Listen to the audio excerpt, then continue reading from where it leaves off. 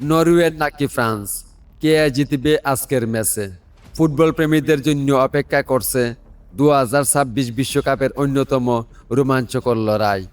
একদিকে goal machine Erling হালান্ডের Norway, অন্যদিকে বিশ্ব চ্যাম্পিয়নদের অন্যতম শক্তিশালী দল কিলিয়ান এমবাপ্পের ফ্রান্স।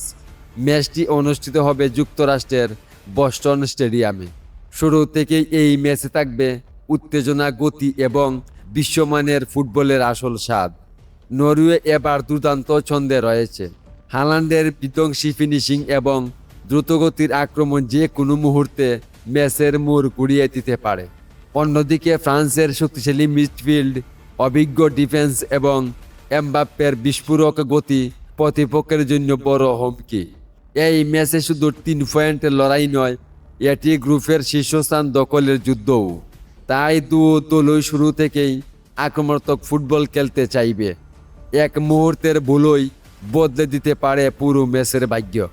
আমাদের বিশ্লেষণে দেখা যাচ্ছে ফ্রান্স অভিজ্ঞতা ও স্কোয়াডের গভীরতায় কিছুটা এগিয়ে থাকলেও নরওয়ের পাল্টা আক্রমণ হতে পারে ভয়ঙ্কর।